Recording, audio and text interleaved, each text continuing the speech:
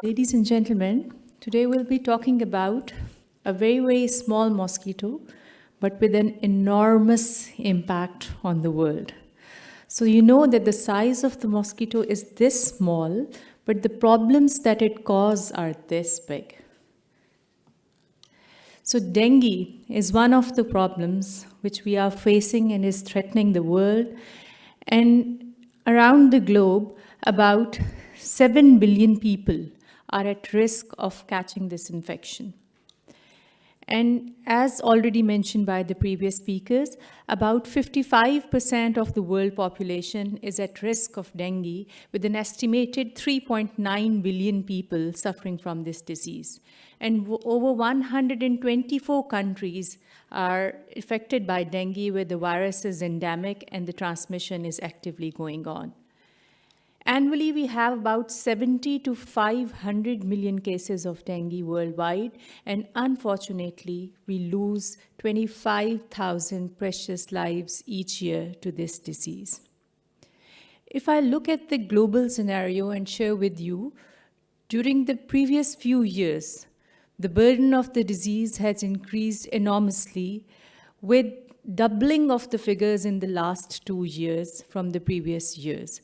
And you look at this Southeast Asian belt and the tropical regions including Philippines, Sri Lanka, Thailand, Malaysia, Singapore, Brazil, Mexico, and Pakistan and India, the number of dengue patients affected by this virus, they have been enormously increased.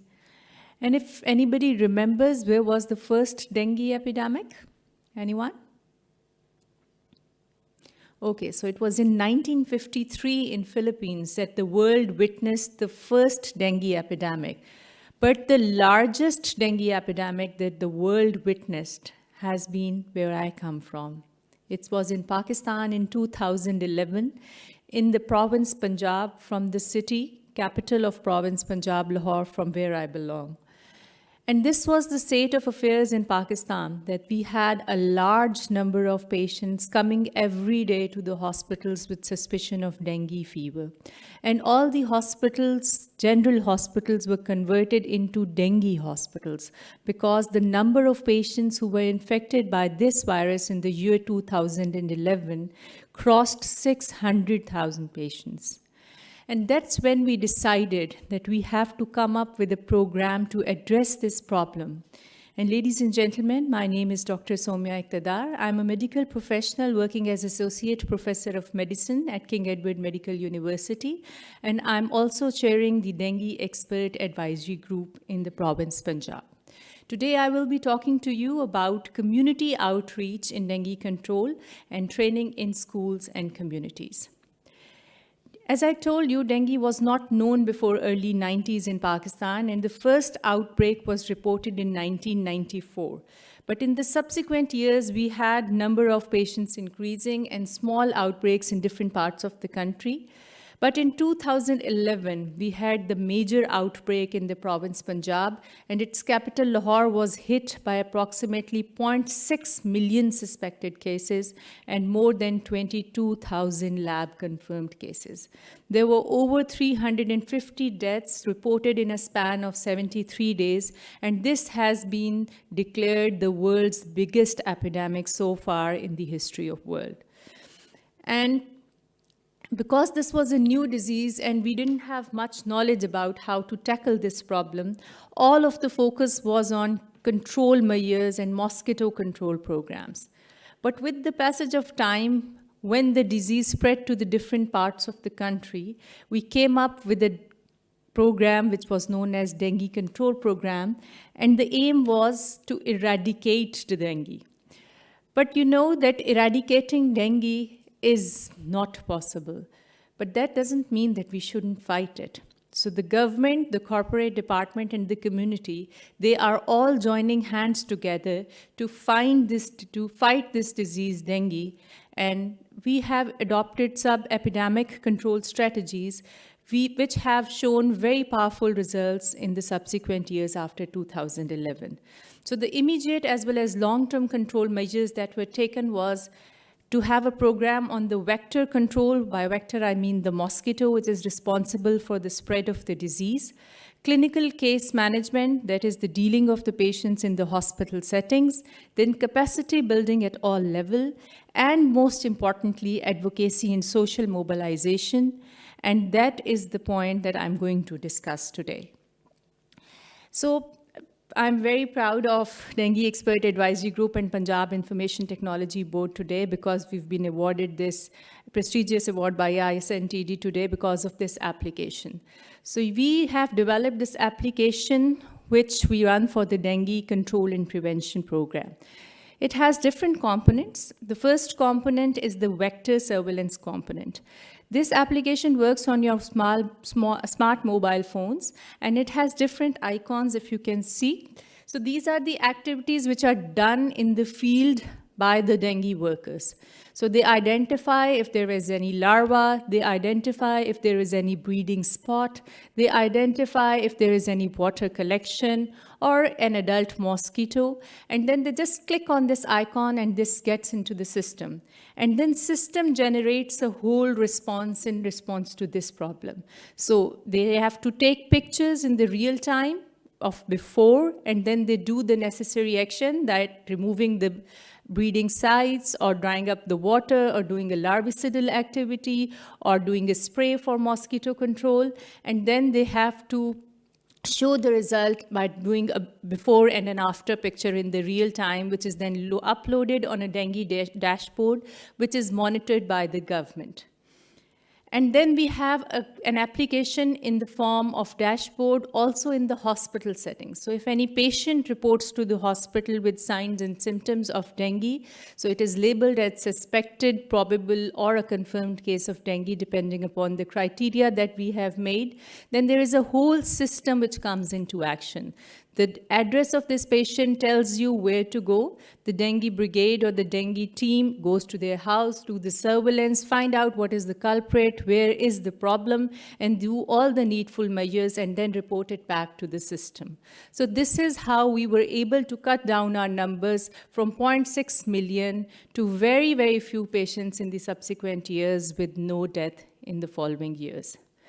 So it was achievable only by the strong commitment and political will of our government, and with the help of the international experts. As I told you, this was a new disease for Pakistan, so we got help from Sri Lanka, we got help from Singapore, Malaysia, Indonesia, and all over the world. The experts of this field, they were invited to Pakistan, and then we devised our program for dengue control and prevention. We had also sent a group of doctors, virologists, entomologists, environmental specialists, lab and blood transfusion people, and nurses, and vector control people to Thailand and Asian Institute of Technology and Sri Lanka for hands-on training. And then they returned back as master trainers and disseminated this knowledge to the future. So when we were doing all this, we always, being a doctor, I always thought that dengue was a medical issue. But during the course of this, I realized that this is not a medical issue. This is a social issue. So it's the community activity, it's the social mobilization which will actually help prevent dengue and help us control this. So that's when we started our aggressive awareness and social campaign. In every medium that you can think of, we utilize that to reach our communities and to make them aware of this problem and how to prevent this problem. So we used signboards, and we had a mass awareness campaign where we had walks and painting competitions and billboards and distribution of leaflets, posters and brochures, TV programs, social media, and then even robocalls were made to the on the mobile phones for the public to make them aware of the problem. So all over the city, especially during the monsoon and the post-monsoon period, which is the peak season of dengue, we have this campaign where all the billboards tell you about this dengue problem. The political commitment, the leaders, the political leaders, the people in health authorities, they go out on roads, they distribute brochures, they do different types of seminars for general public, for students. Awareness walks are being arranged. Dengue marathon is being held. We have a strong network of media, and we do shows about health advocacy, about this awareness of dengue on radio, on TV, and on different channels. We have also used a platform of social media. We've made 2 sites, Combating Dengue and Dengue Brigade of Pakistan, where we actively are involved in spreading this message of dengue prevention. We've also made some short animation videos which are in our local language. So this is one of them. उसे मिलने गई तो पता चला वो बहुत बीमार है, उसे डेंगू हो गया है। डेंगू के अहम अलामत, So this is just telling you about the signs and symptoms of dengue. लाल छान, मछली होना। It's in the local language Urdu. This is for children, and this character Kinza, she has grown from being a 2-3 years old child to now, because we've been handling dengue since 2011, to a grown-up girl, and at every stage we've made these videos for the children in the form of cartoons to make them aware that what are the breeding sites, what should they do, they should cover the pores, they should drain the breeding sites. If they get to know about anything, any patient, then they should report, they should shoot mosquito nets, and all the messages of the awareness are communicated in this effective manner by these animated cartoons. So there are series of cartoons, and we release an episode every 2 weeks or every 3 weeks in the especially in the dengue season, and make people become more aware of this problem.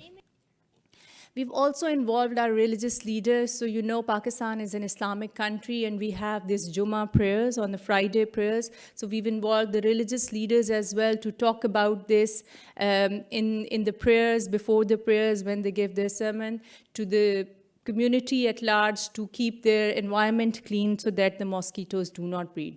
We've also involved some celebrities, some film actors and actresses, some sports stars, to outreach to the community to make them aware of the disease. Then we have a multi-channel health line with a toll-free number where the prevention messages are broadcasted. The patients can have their complaints registered, and if they have any pertinent questions about disease, then there is a specialist line in which advice on treatment protocol and referral to a hospital is made.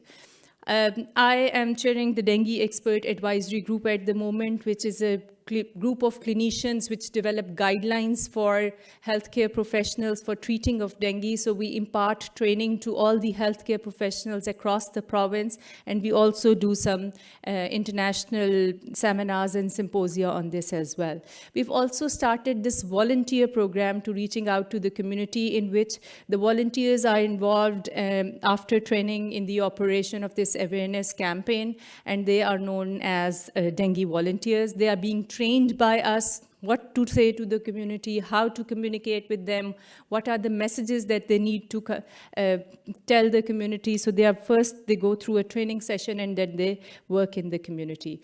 We've also worked on students training, because we believe that the dengue should be part of the educational programs. So we teach the students as well as the teachers on this dengue. We have a zero period in the form of a 15 minutes class just before the start of the regular classes after the assembly of the students, where they are taught about this dengue. The dengue is celebrated in the schools and colleges by having a weekly activity by the students, dengue days. They're also encouraged to take dengue as a topic in their theater performances. There are competitions, including paintings, and a huge wall painting competition was held where the theme was dengue. And then teachers are also trained how to teach the students on particular aspects of dengue, and how to communicate with students regarding this problem. So these are some of the sessions that we do. Zero period, I've already told you, this is in collaboration with our school education and higher education department. And all of these activities, which I'm telling you, these seminars, these walks, these painting competition, these school training, they are all monitored by this application that I told you in the beginning. So all of this, the number of activities which is done by any particular, they are recorded in the system, and then the impact of this is evaluated at the end of the year. We have also started this Dengue Day celebration to create awareness in the community, and live news reporting at all national media is done on that day, and the magazines and the editorials for the dengue are done in the daily newspapers to make the people aware of the enormous problem that we are facing in the problem. So this is all from a dengue control program regarding outreach in communities and school. And thank you very much for your patient listening.